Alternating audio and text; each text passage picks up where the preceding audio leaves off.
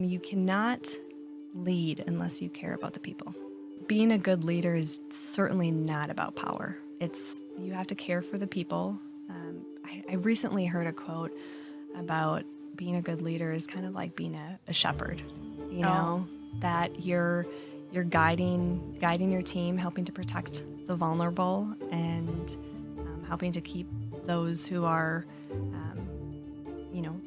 the threats away. I sit down with Tori Hagen. She's the president and owner of Kato Roofing, and she discusses what her industry has to offer, as well as how it's changed over the years and how to be a good leader. In order to be a good leader, you also have to be able to listen and, hear what that individual truly has to say and be able to explain the why. I think a lot of people think about business ownership as the perks that you get, and there certainly are some perks. There's certainly a lot of risks and challenges, but you can't do any of it without the people. For anyone who's wanting to achieve and grow and become a leader, learn from those around you that you can connect with, learn from podcasts, from audiobooks, absorb more information, and then test it out.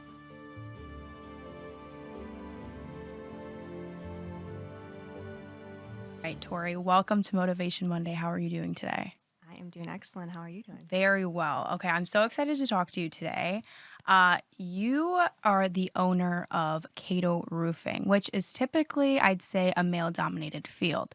And I'd love to talk about the importance of women being in roofing company like this. Yeah, definitely. Well, first, I just want to thank you for having me here today. I'm excited. Yay.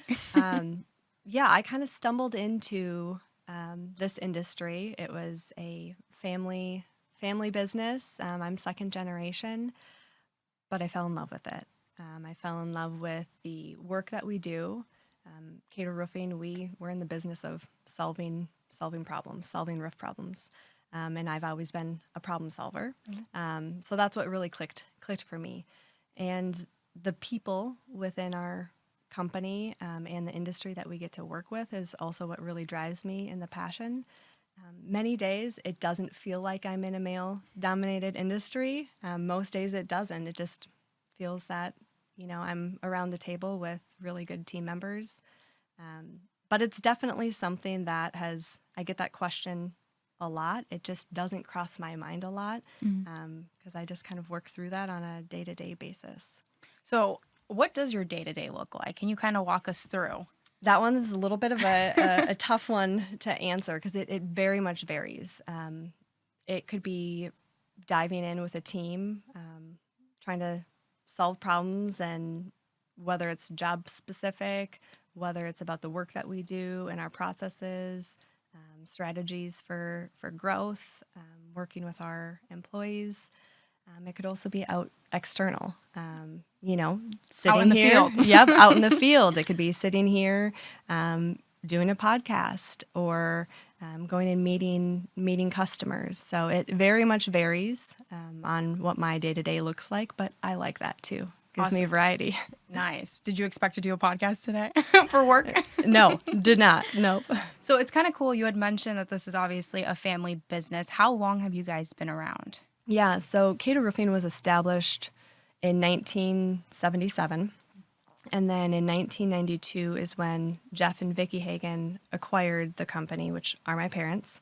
And at that time, it was really no activity. So it started from our family home, started kind of from the basement, and slowly grew organically over time, and to now, 30-some years later, it's well established. We've put on thousands and thousands of roofs, which we're very proud of, and always been located centrally in the Mankato community. Okay, I'm going to ask you a hard question. Ready? Why roofing? Why did your parents get into roofing? They saw need. So my mom had a bit of a business background, and my dad had been in roofing. Working for some... Perfect storm. Yeah, exactly. Working for some companies up in the metro area, and they had just started a family, and wanted to move back down to Mankato, where my dad is originally from. And he had the experience in roofing. They saw a need, and they decided to basically start from the ground up. So how was it for you to kind of transition into Kato Roofing Yeah. when they kind of passed it on to you? Well, it feels like it's been a transition that's been happening for 3 decades, because growing up, our dinner table conversations were about the business. And then all through high school, all through college, I worked in the business and started to get a feel. And then I went on my own, did my own thing for a few years, and then came back into the business. And that's really when the knowledge started to transfer. And it really was a bigger transition. Working through the family dynamics of business during that transition was kind of an interesting process for both them and for me. Yeah, I don't have a family business, so how is that Yeah. dynamic? Well, I think any business owner transitioning, there's a level of struggle, that they're going through, and they built something. When you built something from scratch, who you're transitioning to, you want to make sure it's in good hands. Yeah. You It's your want to make baby. yeah, exactly. So yeah, for them, I think that's part of the struggle that they went through. And for me, especially when the transition initially started, or when I was originally in it, I was much younger than I am now, and probably thought I knew more than I did. So me being able to have enough humility and self-awareness. I've always been a very curious person, so I think that's very much helped both of them in the transition. I did ask a lot of questions, and I wanted to make sure that I got it right. But yeah, it was an interesting process to work through, but also very exciting. What has been one of the biggest lessons you have learned since kind of starting being an owner?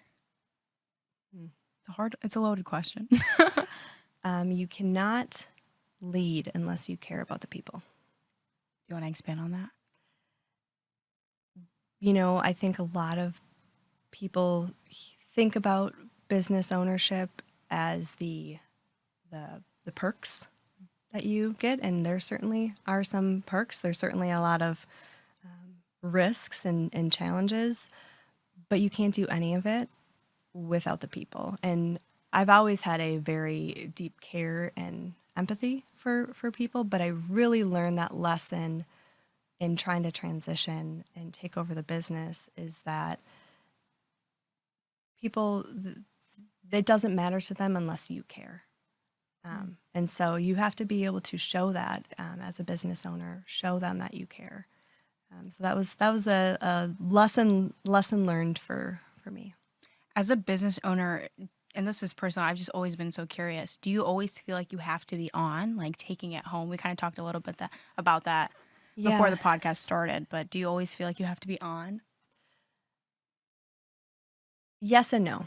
Okay. So the reality is if there's an emergency, if something comes up, you are always on. But I learned over the years that without the balance, without being able to shut off, I can't show up as well when I am on. And so you need to be able to shut off and recover. And, that's when I take that time for myself, that's when my creativity allows me to come back and be more creative and more strategic, is by turning off and taking that time. I mean, you've probably, kind of heard the saying that, or you've been on an airplane, put your own mask on first. That's really what it is too in business ownership, is you have to take care of yourself. Otherwise you won't be able to show up for others. Very cool. Very well said. How do you see yourself being creative in Kato Roofing? Well, the industry is very much so evolving, not just roofing. Our society is very much so evolving. And so being creative to many different aspects, right? But how new technology, what can we do with technology? What can we do to create a better working environment for the team? What can we do to better educate our customers and make them more aware? Roofing tends to be out of sight, out of mind, and Seriously. and people generally don't think about the roof until there's an actual problem. So how can we make them more aware of what's going on so that they can find small problems before they become large problems? So, what is a misconception people have on roofing? What is something you wish everybody knew? Most definitely, it would be the importance of maintenance on the roof. I So, don't do that. well, and that is probably a very, very large percent of the population. Is that again out of sight, out of mind? If you get a brand new roof, you don't think about it until you have a problem. But by maintaining it, you one, know the condition, do an inspection, know the condition of your roof. But then two, you find small issues, can correct them while they're small issues, so they're less costly to do it when they're small issues. But if you don't do it, it could be years before it ends up coming through and you end up seeing it. And then at that time, it could be a very, very costly issue to deal with, and it could have damaged stuff inside of the property at that time. So, when you're saying maintenance, is there a specific time? Is it once a month, once a year? How often should you be doing that? Recommendation is twice a year. There's Okay. obviously it's no secret we have a very harsh climate. And so similar to our roads, the freeze and thaw is very hard on the roads. It's the same thing with the roof. The freezing and thawing is very hard on the roof. And so that's when cracks will start happening. You start seeing issues there. And so going and doing an inspection and then routine maintenance twice a year is what's recommended. And on certain properties, it could be more, maybe on a hospital. On certain types of buildings, more maintenance could benefit the building. Awesome. And I know that National Roofing Week, by the time people are watching, I'm sure that's going to be when it is. What does that mean to you and your team? National Roofing Week is a chance for us to show additional appreciation and spotlight the work that we do. Our team is out in very harsh conditions. The majority of the time, they do get some beautiful days every now and then, but they're out there in the wintertime. The Minnesota winters. Yeah, the Minnesota winter. Yeah, Yeah. they're out there, and they're out there on those hot summer days as well. And roofers are a vital part of keeping America running. What do we have without roofs? So the roofers are very important, as well as the support team, as well as the other people within our industry, from estimators to project management to the support team that we have. It allows us to spotlight them and give them the recognition that they deserve. Very cool. Has there been a time where someone's like, wow, have you made an impact, where you've heard a story and you're like, wow, I can't believe I even had this much of an impact on a person? I think that, and part of this is probably a little bit culturally, but our team tends to be fairly humble. And so I think that there's many times that they don't even realize how big of an impact, maybe how big of a cost savings, how big of going and, correcting a repair before it became really costly, how big of an impact that really has had. But there are a number of roofs that we've been able to maintain, from hospitals to schools, that we're very proud of that work and being able to protect it. We also have emergency response services. So, we've had situations where people's roofs have blown off, and we're there within, and correcting it within 12, 24 hours. So those make a big impact, but it's numerous, Yeah. those kind of situations happen on a, weekly, monthly basis for us. And so, many times you can hear me in the company saying to an employee, do you realize that that's a big deal? Right? Oh, Do you yeah. realize what we do is a big deal? Because I think they just do it every day and Yeah. don't realize how big of an impact that they make. Hearing you say that, yeah, I never even considered it. That's very cool that, they are making a huge impact every single day. Yeah. And correct me if I'm wrong, is majority of your staff, are they women? No, we have, I don't know what our percentage is, maybe about 25% in total. So how much time and preparation, I don't even know the word, is does it take to become a roof expert? What's the terminology? It depends on how much information you can and want to absorb. Um, but to be able to do it out on the roof, that does take time. To be able to go out on the roof and learn how to actually install a roof and repair and replace it can take years. But we also have people who have learned extremely, extremely quickly. So it kind of depends on what kind of learner you are. So if somebody was interested in being a part of your team, how could they do so?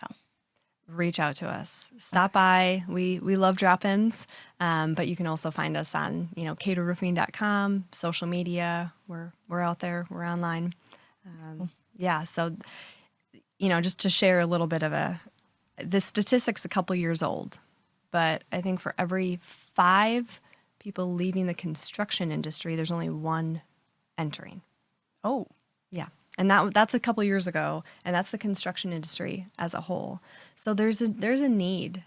There's definitely a need for more roofing individuals to have on our team. So we've had to evolve, similar kind of as to the industry as a whole, but we've had to evolve in how to make roofing more attractive.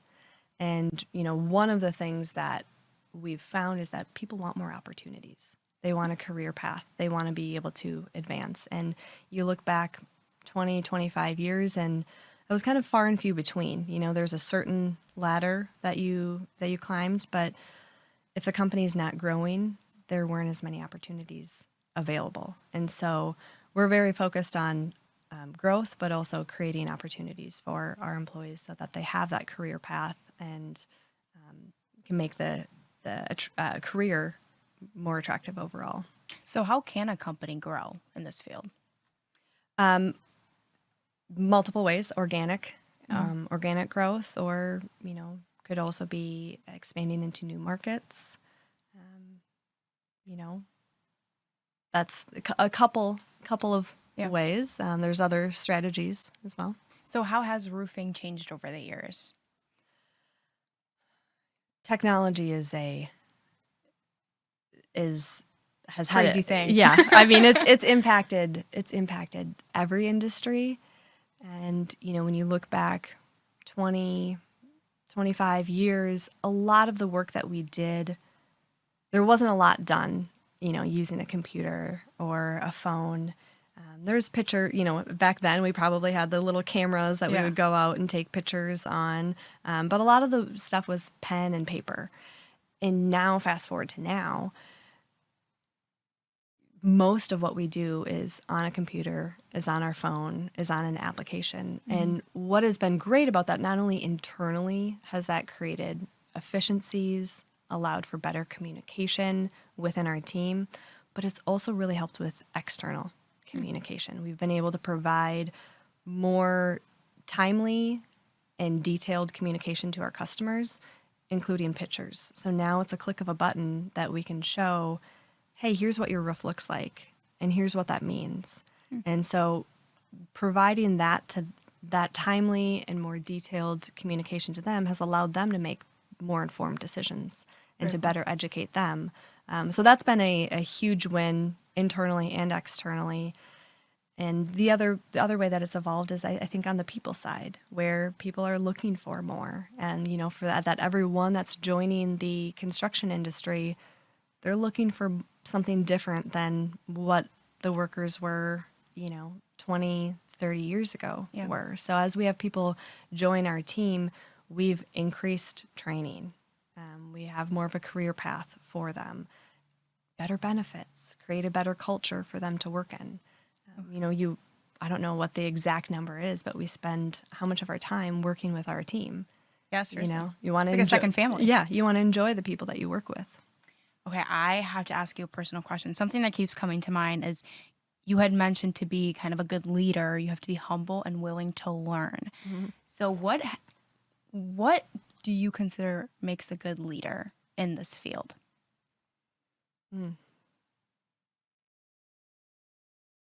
Yeah, a good leader, I think, is made up of, you have to have integrity. as a company, we have a set of core values that mean a lot to us. That's what we look for, that people who join our team. But being a good leader is certainly not about power. Mm. It's you have to care for the people. I recently heard a quote about being a good leader is kind of like being a shepherd. You know, that you're guiding your team, helping to protect the vulnerable, and helping to keep those who are, the threats away. So yeah, I think a lot of it comes back to people for me, the people and the care, in order to be a good leader. You have such great answers. Wow. Did you see yourself in a leadership role when you were younger? Did you see yourself in a position like this? Well, when I was way younger, I think I wanted to be a vet. So, not quite. I think when I was younger, I imagined myself working with animals in some capacity or the other. And I don't think so. I think for a long time, I thought a leader was something different. I thought to be a good leader, you had to walk in and command the room and, make decisions like that, which being decisive is an important part of leadership. But I think I kind of had the stereotype that it was the big and the bold is what makes a good leader. And, I found that to be, I'm not a big, bold person. I'm a very caring and inquisitive person. And I found that I've been able to build a lot of trust with my team because they know that I'm humble and I care. And I know that, my team's the experts at what they do. And I care about what they have to say and what their advice is on things. How do you not, and I'm just going to get personal, not get overwhelmed? Being a leader, you have to control so many, not control, that's not the right word, is be in charge of so many different things. People are coming to you with questions, like you had said, being decisive. How do you stay calm? You already seem like you have a very calm demeanor, but how do you stay calm kind of through the storm? It comes back to that balance. Oh, really? Yeah, you have to be able to have balance. If I didn't take care of myself, that's the example of if I didn't take care of myself, it would be a lot harder for me to show up when I, need to be calm and I have a lot of things throwing at me. But I think the other big component is having people on your team that you trust that can make their own decisions too. Can you teach us how to make a good decision? That's one thing. How do you know that I'm sure you have to be decisive in a lot of things. How do you kind of train yourself to be decisive? Because I'm sure it's like a muscle. Yeah, I listen to my gut a lot. Can you elaborate? Yeah, I mean, I think a lot of us have it. I don't know that we stay in tuned enough to it, but most of the time, I have when I'm faced with a decision, I have a gut feeling on what I know is the right one, and I go through and I weigh the pros and the cons. But what allows me to be more decisive is that I know I'm going to make mistakes. And I know that there's going to be times that I fail. But I'm going to take that and I'm going to learn from it. And that's going to make me better at making decisions in the future. So now when I'm faced with one, I'm not, I don't have fear of making the wrong decision because, not only do I have the capacity, but my team has the capacity to pivot.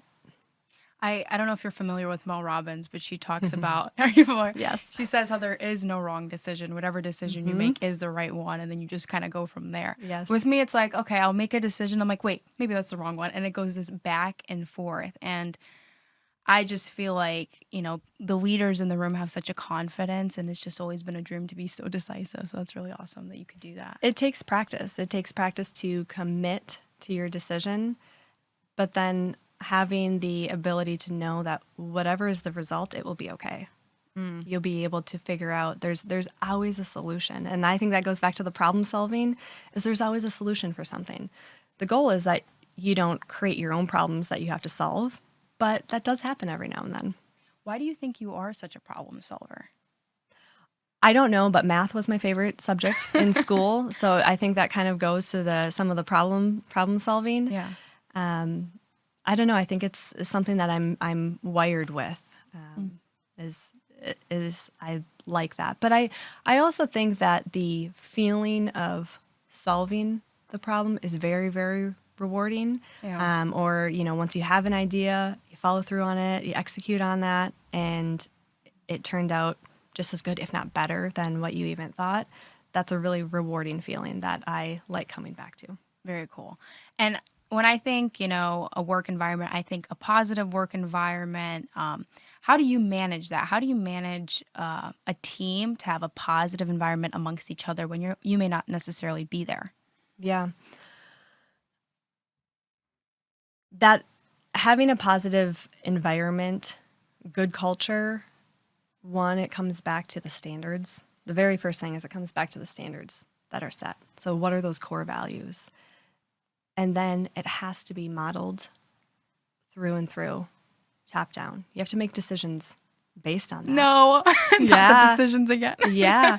So, oftentimes, if my team and I are faced with a tough decision, we will go back and to our core values and let our core values help guide that decision. And sometimes it's not fun because it's not the quick result that we want. It might Instant, what people always want. Yeah. It might be the longer one. But so it starts with the core values, and then the people on the team make a big difference. I mean, I think you probably can relate to there are high energy people, low energy people, positive, negative, and everyone's different. There's a place for all of that, but you set that kind of standards back to your core values, and when somebody's not displaying behaviors that align with the core values, you have to act on it. You have to have a conversation about it. So we fire on our core values. And what are those core values of your team, if you don't mind getting into that? Being resourceful, going above and beyond, caring for others, and being safe and having an open mind. I love that. And you were talking a little bit about being good at making decisions when there's problems. So, what are some common problems that Kato Roofing faces? I'm sure that there's a lot of calls and things like that. So, what has been something that you guys kind of surpassed? Yeah, so I mean, there's the technical problems from roofing that come up on a job that we're on, and maybe how to handle something, and it might be a kind of technical issue to one mixed from a customer standpoint. One of the problems that we've faced is customer might want to do things maybe the quick fix or the easy way, and in certain situations that's okay. That's a call for them. It's their building. But in certain situations, if it's not done correctly or up to standards, that's where that kind of comes back, and we have a problem with that. So that's one of the things. Like, okay, we have to have that conversation with the customer. So there's the technical problems. There's problems associated with people from our team, especially as we're evolving and trying to make our company, make roofing more attractive. Is how do we go about doing that? Is there ever a pressure that you guys feel? Because you have to problem solve, and I'm sure sometimes immediately. Do you ever feel a pressure, or are you guys like, nope, we got this? I guess I don't really feel that pressure. I think it tends to be more exciting. Oh, okay. Well, you have the problem solver. Yeah. So it tends to be more exciting. I think if I felt a lot of pressure in that, I mean, it's hard to think of like what are the problems that I face on a daily basis, because some of them might be little, some might be small, or some might be small, some might be larger problems. Yeah. But if I didn't enjoy that, I probably wouldn't be in the right position. So what are your favorite things? What do you enjoy about Kato Roofing? The people. Really? So kind of two components. So our purpose, our passion in what we're doing is about the internal and external long-term relationships. So nothing for us is just about a quick job, quick win. Even internally with employees, what we'd like to see, as we hire people that fit our core values, in an ideal world, they stay with our company, for their entire career. Yeah. We know that's not always going to happen. and are okay with that. But the goal is that we're creating value in their lives beyond just a paycheck. So even if they decide to go somewhere else, I hope that they have gained more value in being a team member than before they came to us. So that kind of long term, I want to be able to make an impact on our team members' lives, but then same thing external. Whether it's directly with customers by being able to create value and showing that we care about their roof from the time that we install it 20, 25, 30 years later when they need a new roof. We want to be able to be that advisor, trusted advisor for them throughout that entire life cycle, and not just one and done, get a roof done. So like a deep-rooted family, seriously. Yeah, I mean, that's kind of the goal, yeah. So why is it important to be a part of the Mankato community? How have you guys seen that you've impacted the Mankato community? Yeah, I mentioned earlier that we've done thousands and thousands of roofs now. So it's exciting to know that we've had an impact in doing high quality roofs over at least that many, every roof that we've touched. The Mankato community is very interesting. So I had moved away out of state for a few years, and I really missed Minnesota. I missed the Mankato community a lot. There's just something about the sense of community that you get, even when you don't know anyone. I think I don't know if there's kind of the Midwest values or what that is, but I really missed it. And Mankato is a really, really good place. Good place to be. It is a really good community. I grew up here, and I don't know, there's a special spot in my heart for it. What has been one of the most accomplishing things being a part of Mankato and Kato Roofing? And what has been one thing that you think about, you're like, wow, I cannot believe I did that? When I look back, after I had left for a while, I came back in 2018. So I've been back now for about 7 solid years at Kato Roofing. And I look at how the company has evolved and the changes that we've gone through. And, one of my goals is to put more of a structure, really sound structure in place so that we can grow and create more opportunities for our team members. And so when I look back over the last 7 years, I am, very, very proud of myself for the team that I've put in place and kind of trying to stay ahead or stay with the changes in our society and changes in the roofing industry that, hey, we need to do something if we're going to be able to survive, right? If we want to be here in 100 years from now, we need to do something now. And so it starts with the people. You need to create a great team, and then, get some of those things in place so that you can grow and create opportunities so that we'll be here in 100 years from now. I've always wanted to ask either an owner, founder, or manager. So when you have a team, conflict's going to arise eventually, either if that's outside of the team or internal, like between each other. How do you kind of manage internal conflict? So we aim for healthy conflict. Okay. So there's a management system that we use, and that provides some tools for us to, to deal with conflict among many other things. But with that, it's allowed us to have structure, and we practice.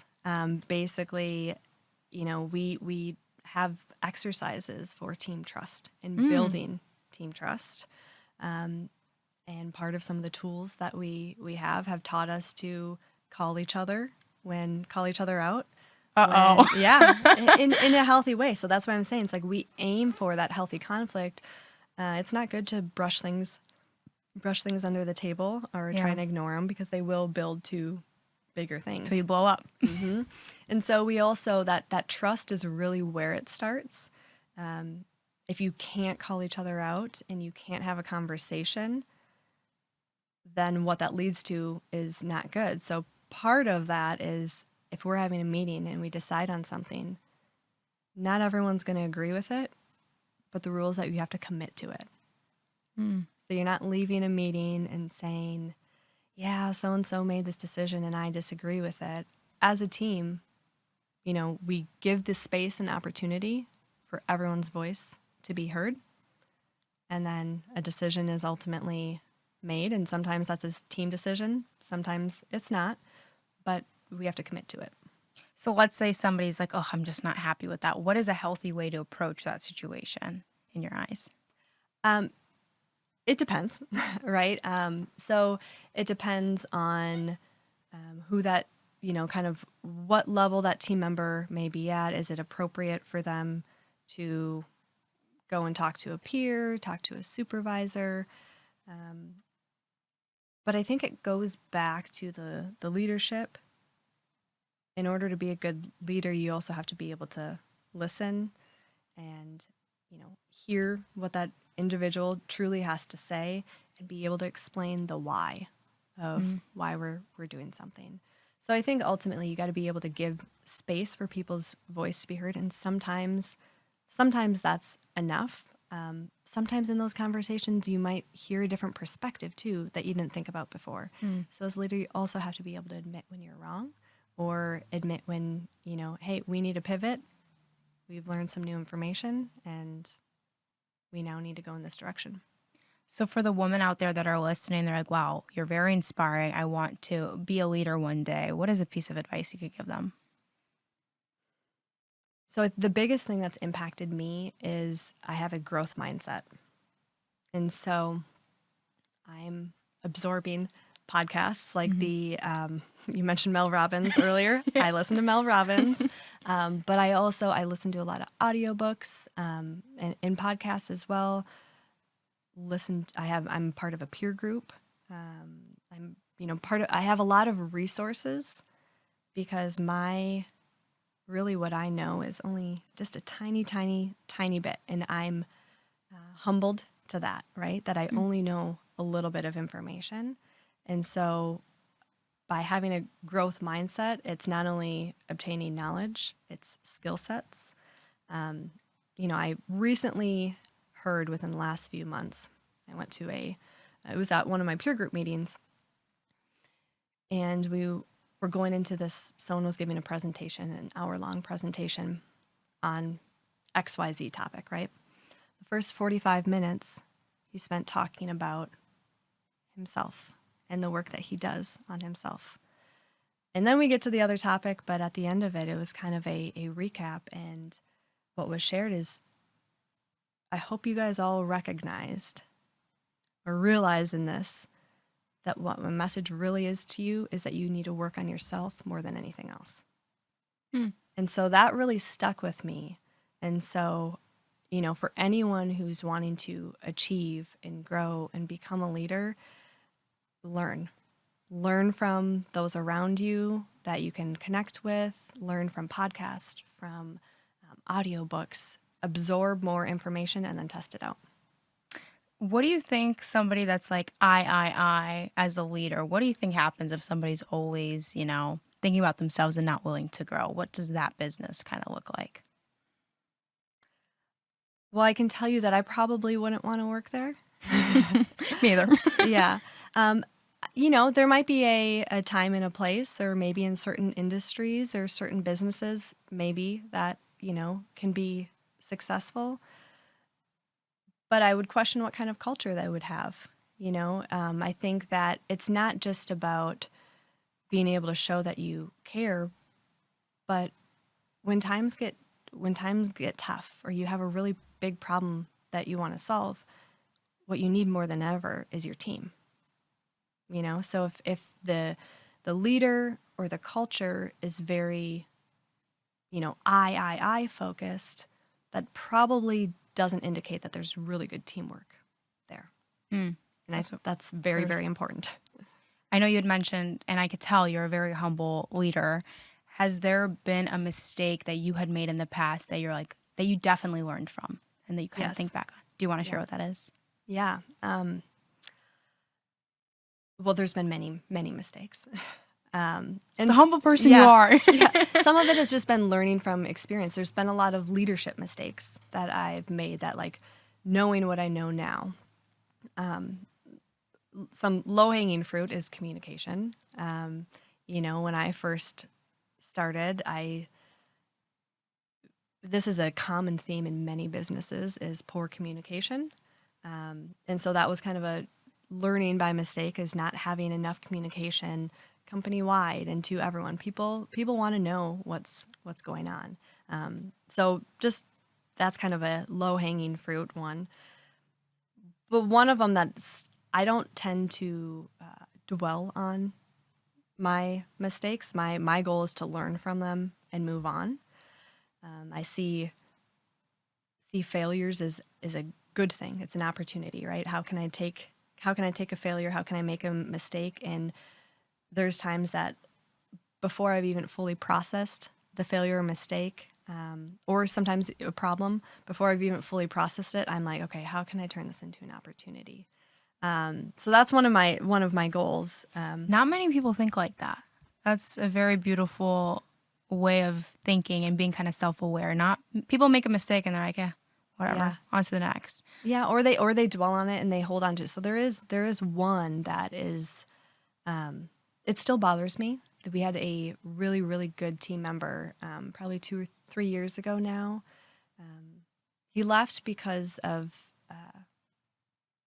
I think at that time, leadership wasn't what it needed to be. But he's kind of the one that got away. Someone who really fit our core values, really was a good fit for our organization. And I look back and I was not able to be the leader that he needed at the time. Mm-hmm. So that's kind of what I would say is one of my failures. But that where the opportunity comes in is that helped drive me to be a better leader. What do you think was missing at that time? And you don't have to answer. If you're like, I don't want to tell you. That's okay. So it wasn't, I wasn't the only leader that he interacted Mm-hmm. a lot with. And so I think at that time, I probably ignored some warning signs that were there that was creating a not great culture for him. Mm-hmm. I ignored some warning signs. So my kind of failure was not acting, not doing something sooner. You are so, if self-reflective is the word, because I feel like many people wouldn't even think about it. They're like, oh, that's his deal, not mine. But the fact that you're even thinking about that is so huge. And you're like, how can we grow from that? That's awesome. Well, it's interesting. We expect other people to be self-aware and Yeah. self-reflective, right? But if we Yeah. can't ourselves, so it's like, not only is it, this is just kind of, and trust me, I was not always this way. Yeah. Well, that's where the growth comes in, right? Exactly. Yeah. But I think this is now just kind of natural. I'm very open. This is how I process things. And I think that that's probably allowed some other people on my team to be able to do the same. Is you reward people growing, in whichever way that is. Sometimes that means growing and them leaving the company, but kudos for them for growing. Very cool. And, again, business and being a business owner, it still pretty much is a male-dominated field. What is your advice for the women that want to get into it but are a little afraid? And why do you think they would be afraid? I think the fear would be in maybe not being enough or considered the right kind of leader. Because, you kind of have this, what's the word I'm looking for, like this almost laid out plan that it's been like that in the past, and you're kind of trying to make a change. And I feel like it'd be a little scary to do so. It definitely takes, to be able to grow, it takes courage in whichever facet. So I think ultimately, if you're following something that you're passionate about, good things will come. You have to have, following what you're passionate about, having the courage to take the first step. I can tell you that from what I've seen, not only within Kato Roofing, but within other, I mentioned I'm part of a peer group. I've not felt that at all because I have the courage to show up. Not to say that it's not there. No. But I think if you have the courage to show up, you'll be surprised at what the results are. You feel like it'd be more accepting? I think so. I think that in general, I think that our society is much more accepting than it used to be. Yeah. And I think a lot of that comes down to experience. As people have the opportunity to experience engaging with people that they don't know a lot about, they realize that, oh, we're all human, and I think a lot of people, any maybe stereotypes or negative feelings that they maybe had about someone start diminishing once they're able to have that human to human interaction. Awesome. And one last question for you. If you could talk to your younger self, what would you tell her?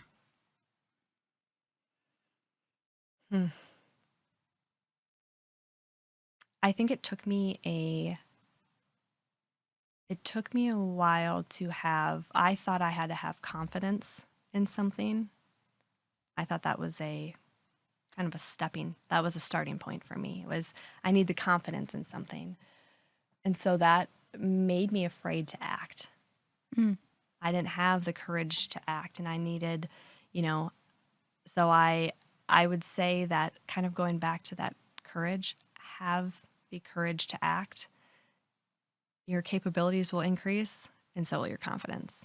And I think, the other thing where some of that has also come from is having a growth mindset and then using the resources.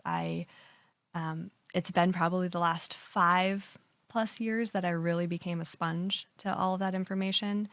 And if I could have talked to myself 10, 15 years ago and started that process sooner, probably could have been even farther ahead. But we had a podcast guest previously. Her name was Dr. Sindra Kampoff, and she had said, and I'm probably going to butcher it, it's along those lines of, courageous people are still scared, but they do it anyway. yes, yeah. And I was like, wow, that really stuck with me, because I was like, it doesn't mean you're not scared. It's still very scary, but you're taking that action like you had said. Is there anything that maybe I didn't ask you that you'd want to share? Thank you for having me come in, but also take an extra chance to recognize all of our team members who, for National Roofing Week, it's coming up here in June, and by the time this is airing, it's probably National Roofing Week. And take a chance to recognize all those team members and thank the Mankato community and all the building owners that we've had the fortune to work with and get to continue working with. Well, thank you so much for sitting with us today and being so open and willing. I learned a lot, and I'm super grateful to have this conversation. So thank you.